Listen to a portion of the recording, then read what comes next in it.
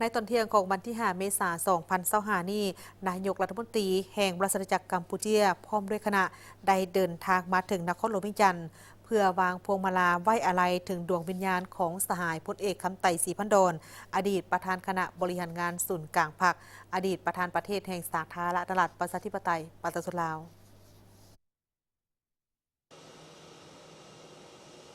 เวลา 11:45 นาที สมเด็จมหาบวรธิบดีฮุนมาแนตนายกรัฐมนตรีแห่งราชอาณาจักรกัมพูชีพร้อมคณะ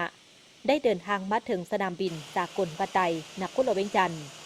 ออกต้อนรับที่สนามบินสากลปะไตมิสหายท้องสวรรค์พรหมพิหารรัฐมนตรีกระทรวงการต่างประเทศพร้อมด้วยภาคส่วนที่เกี่ยวข้องออกต้อนรับการเดินทางมาวางพวงมาลาไว้อาลัยถึงดวงวิญญาณของสหายพลเอกคำไต่ศรีพันดรของนายกรัฐมนตรีในครั้งนี้ซึ่งเป็นการปิแบ่งความเศร้าโศกเสียดายของพรรครัฐและประชาชนลาวฟันดาเผาและทั้งเป็นการแสดงให้เห็นน้ำใจแห่งสายพัวพันมิตรภาพความสามัคคีระหว่างสองประเทศลาวกัมพูชี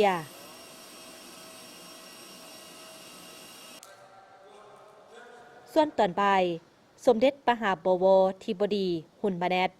นายกรัฐมนตรีแห่งราชอาณาจักรกัมพูชีพร้อมคณะ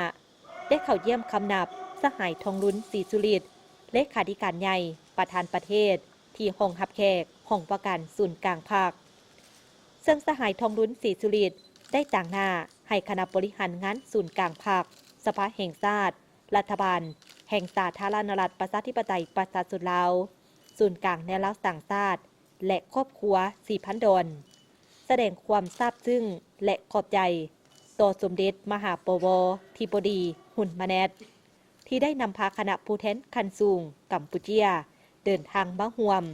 พิธีวางพวงมาลาไว้อาลัยถึงดวงวิญญาณของสหายพลเอกคำไต่ศรีพันดรซึ่งเป็นการบิแปลงความเศร้าโศกเสียดายของพรรครัฐและประชาชนลาวฟันดาเผาและทั้งเป็นการแสดงให้เห็นน้ำใจแห่งสายพัวพันมิตรภาพความสามัคคีพิเศษระหว่างลาวกัมพูชี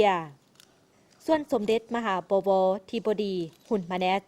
ก็ได้แสดงความเศร้าสลดใจและอาลัยอาวรณ์อย่างสุดซึ้งต่อการถึงแก่มรณกรรมของสหายพลเอกคำไต่ศรีพันดรพร้อมทั้งได้ตีราคาว่าสหายพลเอกคำไต่ศรีพันดรแมนการนำที่ดีเด่นหุ่นทำอิฐเป็นแกนนำลักแรงของศูนย์กลางพรรคประชาชนปฏิบัติลาวเป็นผู้นำที่แสนเคารพหักของประชาชนลาวฟันดาเผาการจากไปของสหายพลเอกคำไต่ศรีพันดรบ่เพียงแต่เป็นการสูญเสียอันใหญ่หลวงสำหรับพรรครัฐประชาชนลาวและครอบครัวของสหายแต่หากยังเป็นการสูญเสียผู้เป็นเพื่อนมิตรและประชาชนกัมพูชีขอแบ่งเบาความเศร้าสลดใจอันสุดซึ้งและแบ่งปันความทุกโศกที่สุดมายังพรรครัฐคณะกรรมการศูนย์กลางแนวรักต่างชาติประชาชนลาวและครอบครัวของสหายพลเอกคำไต่ศรีพันดรและเสื่อมั่นว่าพรรครัฐประชาชนลาวและครอบครัวของสหายพลเอกคำไต่ศรีพันดรจะผ่านพาความทุกโศกเสียดายอันในหลวงนี้โดยไวและสืบต่อภารกิจสร้างสรรค์ประเทศลาวให้นับมือพัฒนาเจริญรุ่งเรืองจากนั้นสมเด็จมหาบวรธิบดีฮุนมาแนตพร้อมด้วยคณะได้เข้าวางพวงมาลาและเส้นปึ้มไว้อาลัยต่อการจากไปของสหายพลเอกคำไต่ศรีพันดรอดีตประธานคณะบริหารงานศูนย์กลางภาคอดีตประธานประเทศแห่งสาธารณรัฐประชาธิปไตยประชาชนลาวเป็นการแสดงถึงความเคารพหักความกตัญญูรู้บุญคุณถึงคุณงามความดีของสหายพลเอกคำไต่ศรีพันดรซึ่งเป็นหนึ่งในการนำหุ่นทับอิฐของพรรคประชาชนปฏิบัติลาวเป็นผู้นำในการจัดตั้งปฏิบัติแนวทางเปลี่ยนแปลงใหม่รอบด้านมีหลักการของพรรคการวางพวงมาลาและเส้นปื้มไว้อาลัยในครั้งนี้เป็นการไว้อาลัยอย่างสุดซึ้ง ต่อการจากไปของสหายพลเอกคำไต่ศรีพันดร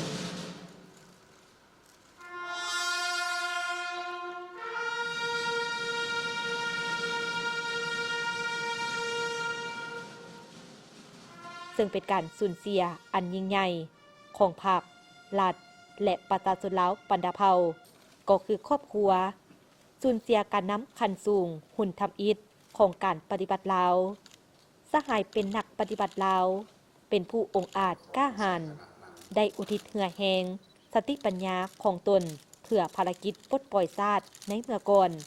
และภารกิจปกปักรักษาและสร้างสรรค์ประเทศชาติในปัจจุบันเป็นผู้สืบต่อนำพาการจัดตั้งปฏิบัติแนวทางเปลี่ยนแปลงใหม่รอบด้านมีหลักการของพรรคเฮาสหายแม่นนักหักชาติที่ดูดดื่มแม่นนักปฏิบัติที่กล้าแกนและผู้นำที่ดีเด่นของพรรคของชาติเฮาภายหลังสำเร็จการวางพวงมาลาแล้ว